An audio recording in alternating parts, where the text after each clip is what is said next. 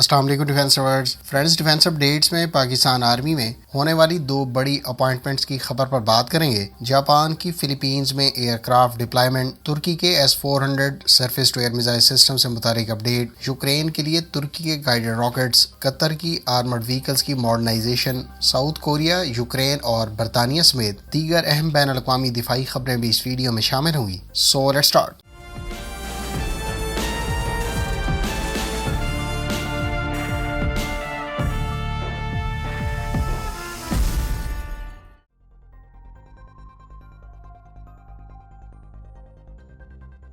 Friends, Pakistan army کے موجودہ سربراہ کی 29 نومبر کو ریٹائرمنٹ سے چند روز پہلے پاک آرمی کے نئے چیف آف آرمی سٹاف کا اعلان کر دیا گیا ہے۔ اس کے علاوہ پاک آرمی کے chairman joint chief of staff committee کا بھی اعلان کر دیا گیا ہے۔ لیفٹیننٹ جنرل عاصم منیر کو آرمی چیف اور لیفٹیننٹ جنرل ساحر شمشاد مرزا کو chairman joint chief of staff committee مقرر کیا گیا ہے۔ صدر مملکت کے دستخط کے بعد ان دونوں سینئر موسٹ پوزیشنز پر اپوائنٹمنٹس کا باقاعدہ اعلان جلد متوقع ہے۔ واضح رہے کہ لیفٹیننٹ جنرل عاصم منیر کو 2017 کے اوائل میں ڈی جی ملٹری انٹیلیجنس مقرر کیا گیا تھا اور اگلے سال اکتوبر میں ان کو ISI کا سربراہ بنا دیا گیا۔ تاہم وہ بطور DG/ISI اس عہدے پر صرف 8 ماہ تک سرو کرنے کے بعد ان کی جگہ لیفٹیننٹ جنرل فیض حمید کو DG/ISI مقرر کیا گیا۔ Lieutenant general Asim Munir corps commander Gujranwala جبکہ GHQ میں کوارٹر ماسٹر جنرل کے عہدے پر تعینات رہے ہیں۔ پاک فوج کے chairman joint chief of staff committee مقرر کیے جانے والے لیفٹیننٹ جنرل ساحر شمشاد مرزا کا تعلق 76 لانگ کور سے اور سندھ رینجمنٹ سے ہے۔ لیفٹیننٹ جنرل ساحر شمشاد مرزا 29 نومبر کو ہی ریٹائر ہونے والے موجودہ chairman joint chief of staff committee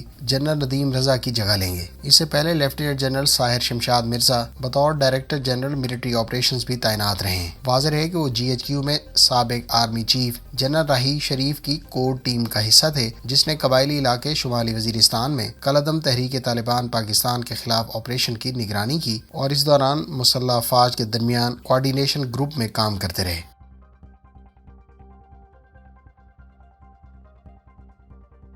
friends, ترک وزیر دفاع نے کہا ہے کہ ترکی کے زیر استعمال رشین ساختہ S-400 surface to air missile system باقاعدہ آپریشنل ہے اور اسے کسی بھی فیوچر تھریٹ کے خلاف استعمال کیا جا سکتا ہے۔ واضح ہے کہ ترکی نے رشیا کے ساتھ دسمبر 2017 میں S-400 surface to air missile system کی بیٹریز آرڈر کی تھی اور اس ڈیل کی مالیت $2.5 ارب بتائی گئی تھی۔ روس نے ترکی کے ساتھ اس ڈیل کے تحت S-400 surface to air missile system کی پہلی ڈلیوریز کا آغاز جولائی 2019 میں کیا تھا۔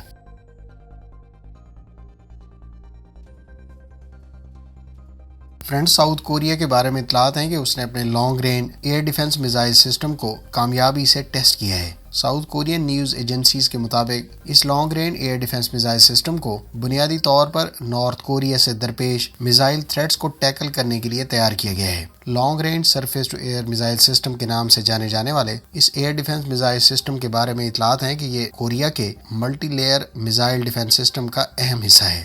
واضح ہے کہ ساؤتھ کوریا اپنے multi layer missile defence shield کو Korean air and missile defence یعنی KEMD کہا جاتا ہے۔ ساؤتھ کوریا کے حال ہی میں ٹیسٹ کیے جانے والے long range surface year missile system کو امریکی سسٹم تھاڈ کے ہم پلہ قرار دیا جاتا ہے۔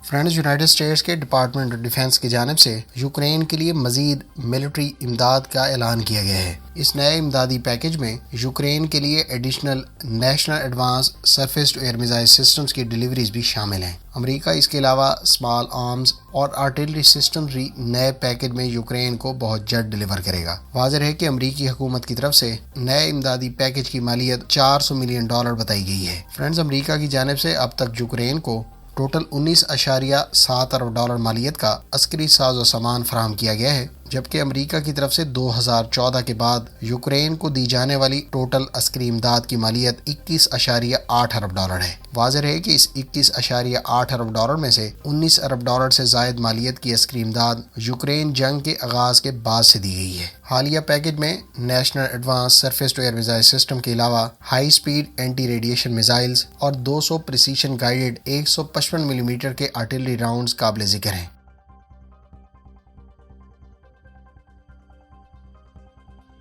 فرینڈز، قطر اپنی آرمڈ فورسز کے زیر استعمال 50 آرمڈ وہیکلز کو ماڈرنائزیشن کے پروسیس سے گزارے گا۔ قطر کی آرمڈ فورسز نے اس سلسلے میں 50 آرمڈ وہیکلز کی ماڈرنائزیشن کا کانٹریکٹ ترک کمپنی ایسلسان کو ایوارڈ کیا ہے۔ ان 50 وہیکلز میں سے کچھ وہیکلز ابتدائی طور پر قطر کو ورلڈ کپ کے آغاز سے چند روز پہلے ہی ترک کمپنی کی جانب سے ڈیلیور کر دی گئی ہیں، جبکہ دیگر پر ماڈرنائزیشن کا کام جاری ہے۔ قطر کی آرمڈ فورسز کے زیر استعمال VAB 6x6 armed personnel carrier vehicles 10 personnel کو کیری کرنے اور 105 km/h کی میکسیمم سپیڈ رکھتی ہے۔ اس وہیکل کی رینج 1000 کلومیٹر ہے، جبکہ اس کو C-130 اور A-400M ملٹری کارگو پلین سے بھی ٹرانسپورٹ کیا جا سکتا ہے۔ ترک کمپنی ایسلسان نے ان وہیکلز پر SARP نامی ریموٹ کنٹرول ویپن سسٹمز اور اس کے علاوہ کلوز رینج سرویلنس سسٹمز کے علاوہ ڈرائیور ویژن سسٹم اور انٹرنل کمیونیکیشن سسٹمز کے حوالے سے انٹیگریشن اور اپ گریڈز کے کام سر انجام دیے ہیں۔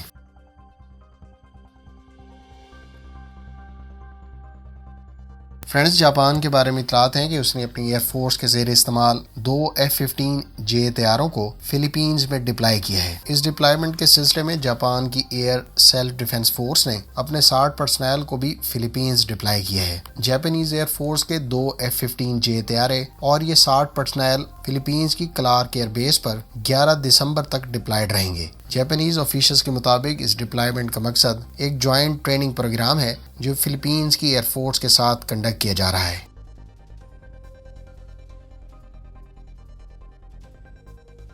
فرینڈز، US ایئر فورس نے نارتھروپ گرومن کے تیار کردہ 42 AN APG 83 AESA radars order کیے ہیں۔ ان ریڈارز کو بنیادی طور پر US ایئر فورس کے زیر استعمال F-16 کے لیے آرڈر کیا گیا ہے۔ پینٹاگون کی جانب سے اعلان کردہ اس کانٹریکٹ کی مالیت $99 ملین بتائی گئی ہے۔ واضح ہے کہ US ایئر فورس نے اپنے زیر استعمال F-16 طیاروں کو ایڈوانسڈ ایکٹیو الیکٹرانکلی اسکینڈ ارے ریڈار سے اکوپ کرنے کا فیصلہ مرحلہ وار آج سے کچھ عرصہ پہلے شروع کیا تھا۔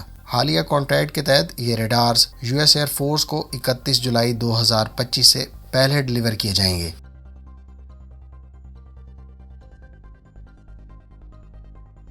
فرینڈز، میڈیا سورسز کے مطابق ترکی نے اپنے TRLG-230 نامی لیزر گائیڈڈ میزائلز یوکرین کو فراہم کیے ہیں۔ ترک کمپنی راکٹسان کے تیار کردہ اس سسٹم کو لانگ رینج پر دشمن کے اہداف پر فائر کیا جا سکتا ہے۔ اس سسٹم کی زیادہ سے زیادہ رینج 70 کلومیٹر بتائی جاتی ہے۔ واضح ہے کہ ترکی کے بارے میں اطلاعات ہیں کہ اس نے اب تک یوکرین کو 200 کرپی 4x4 آرمڈ وہیکلز بھی ڈیلیور کی ہیں، جبکہ بیکر کمپنی کے تیار کردہ TB2 ڈرونز کی ڈیلیوریز اس کے علاوہ ہیں۔ مختلف میڈیا سورسز کا دعویٰ ہے کہ یوکرین کو ترکی کی جانب سے 155 ملی میٹر کے artillery rounds, MML guided bombs اور MMC گائیڈڈ بامز بھی گزشتہ کچھ عرصے میں ڈیلیور کیے گئے ہیں۔ فرینڈز، یہ تھیں آج کی ڈیفنس اپڈیٹس۔ امید ہے اس ویڈیو سے آپ کی معلومات میں اضافہ ہوگا۔ ملتے ہیں نیکسٹ ویڈیو کے ساتھ، اپنی دعاؤں میں یاد رکھیے گا۔ اللہ حافظ۔ پاکستان زندہ باد۔